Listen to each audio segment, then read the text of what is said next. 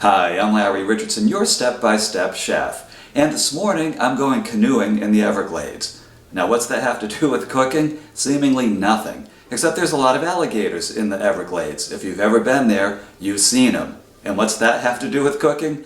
Well, if I'm going to go in a canoe with a lot of alligators, I need some good food, some good energy to pull me through and keep my paddle moving, in a lot of cases pretty fast.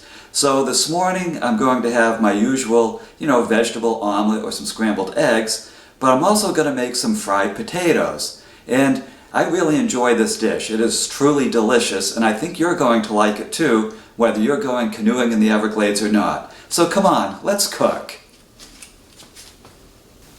Some people like their fried potatoes pretty simple. They will just take potatoes and fry them. Or they'll take potatoes and fry them with a little bit of onion. I like my potatoes a little bit heartier than that, and it's also an opportunity to add some more vegetables into my diet during the day. So what I like to do is take 2 large boiling potatoes. I have these red potatoes, but you can use white potatoes or any potatoes that can hold up to boiling. I wouldn't use baked potatoes because they'll probably fall apart on you long before they're done boiling. I like to add a 1/2 cup of red pepper. You can also use green bell pepper if that's what you have in your store. I like a 1/2 cup of onion. This is sweet onion, which I prefer. I add a jalapeno, which is totally optional. If you like it hot, then be sure to throw one of those in. I use 1 clove of garlic and 2 green onions. And these ingredients can be mixed and matched to your taste and also to what's available at your store, because during different seasons you might not be able to get all of these ingredients. I also like to add a 1/4 teaspoon of paprika, which adds a little bit of heat to it, but also it adds some nice color, and a 1/4 teaspoon of salt. And we're going to cook the potatoes in 2 tablespoons of canola oil. Any vegetable oil will do. So let me show you how to make this. And since the potatoes take the longest to cook, the first thing I'm going to do is remove any nasty looking eyes from them, because this is going to be a skin-on dish.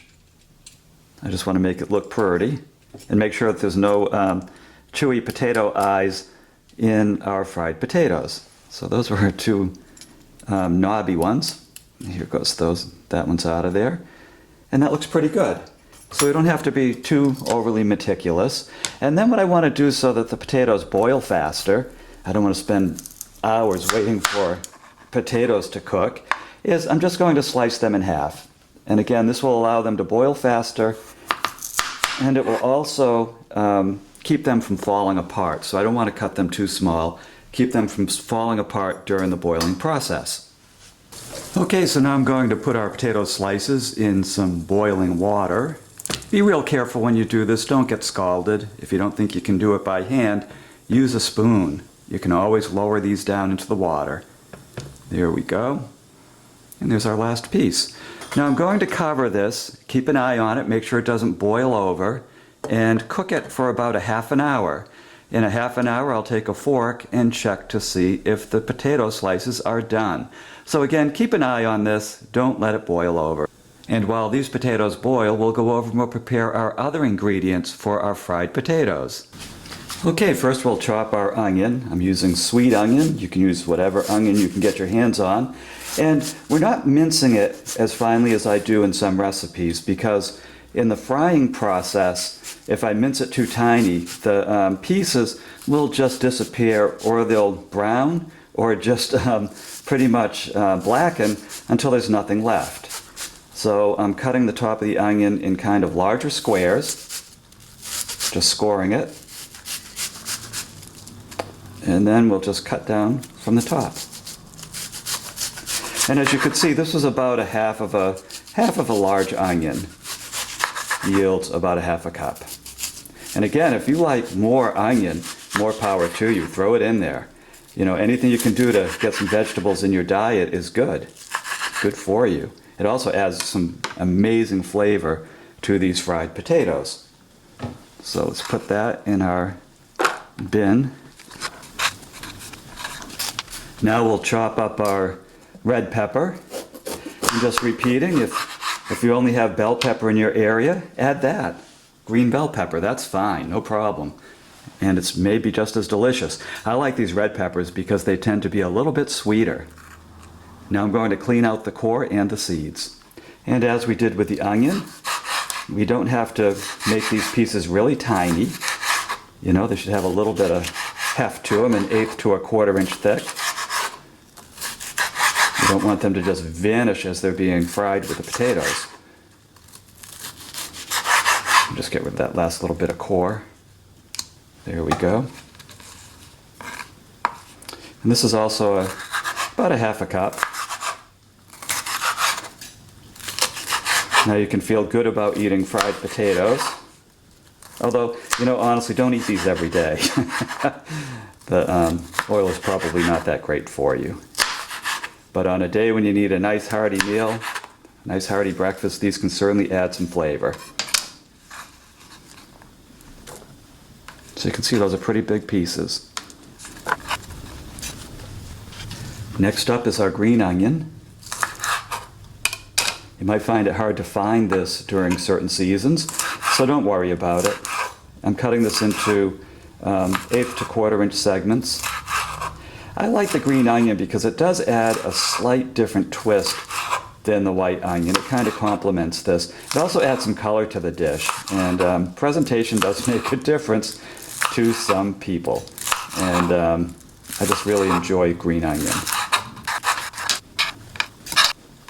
Next up is our jalapeno. Again, I'm wearing a glove so I don't get the heat all over my skin. Jalapeno is completely optional. If you don't like spicy hot dishes, don't add this. You don't need it.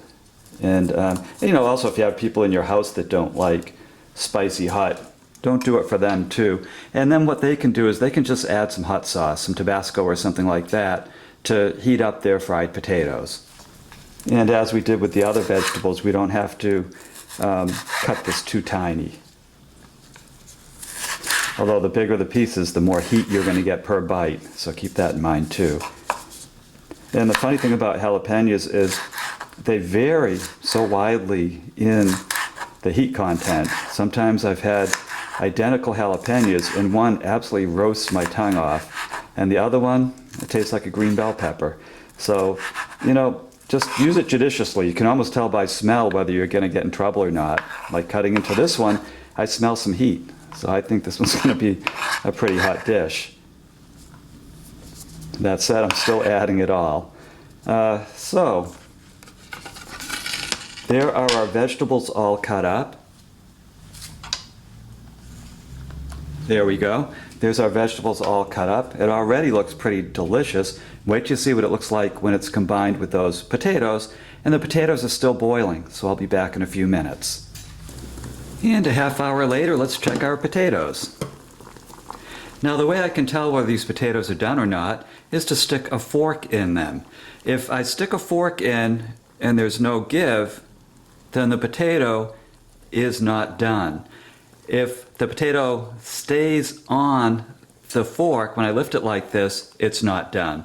But these potatoes had some nice give, and you could see it slipped right off the fork when I went to pick it up. So that means these potatoes are ready to fry. But the first thing I want to do before I put them in the pan to fry them is I'm going to drain off this hot water and then put them in cold water for 5 to 10 minutes. They're just a lot easier to slice after they've been cooled down a little bit. And after 5 minutes in a cooling bath, our potatoes are ready to slice. Now I'm drying the excess water off of the potatoes because if I don't, when the potatoes go into the oil, they can splatter a lot more. So I try to dry them off, get that extra water off, and then I'm ready to cut them.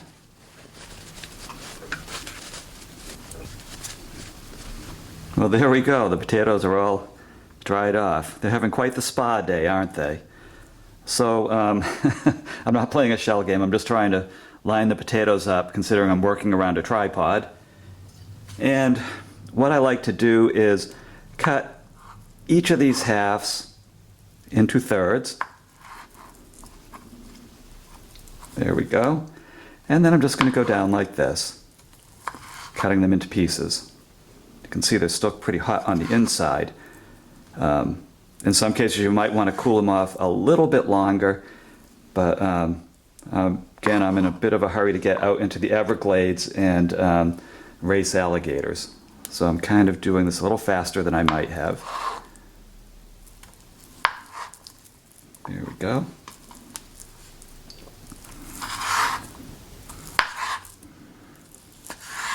And the size of the pieces is up to you. Just don't go too small or they will vanish as you're frying them. So, you know, try for pieces about that size.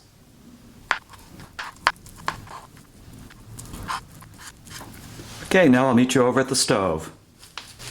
So I've had this frying pan preheating over just over medium heat for 5 minutes.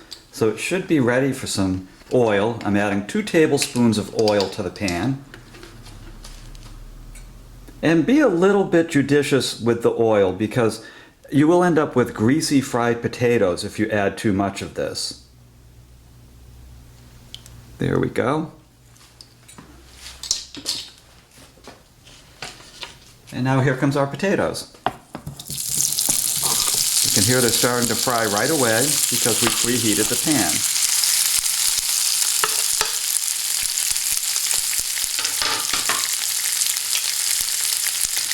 And let's stir the potatoes around, make sure that they get that oil on them. Keep them from burning to the bottom of the pan and help them to brown too. And I'm breaking up the potato pieces. There we go. Not into small pieces. I just want to make sure that they're not all sticking together where they were sliced in half.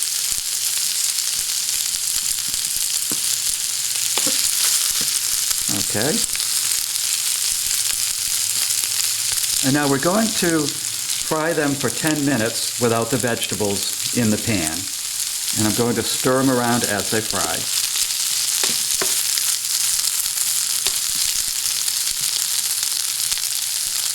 And I'll be back in 10 minutes. So 10 minutes later you can see that our potatoes are browning up quite nicely. Now I'm going to add the vegetables. Now I've had a slight change in plans. I think that the potatoes drank up all the oil, so I'm going to add 1 more tablespoon to the 2 that we already added. And I'm going to put the vegetables right into this.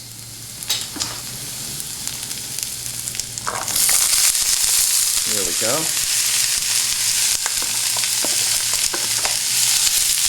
And I want to give the vegetables a nice saute, you know, kind of stir them around.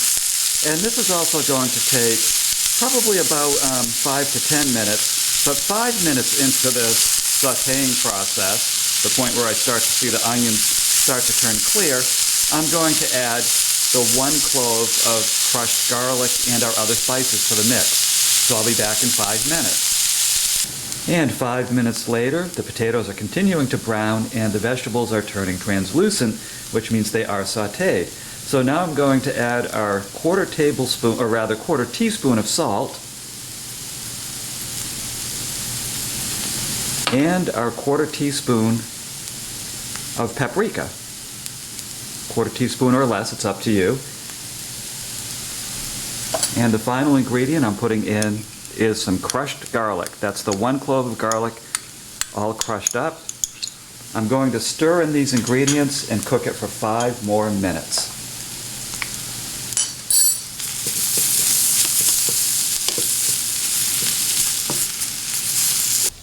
And there you have it. 5 minutes later, we have a hearty fried potato and vegetable dish that we can have as a side with eggs, scrambled eggs, any kind of eggs that you can think of.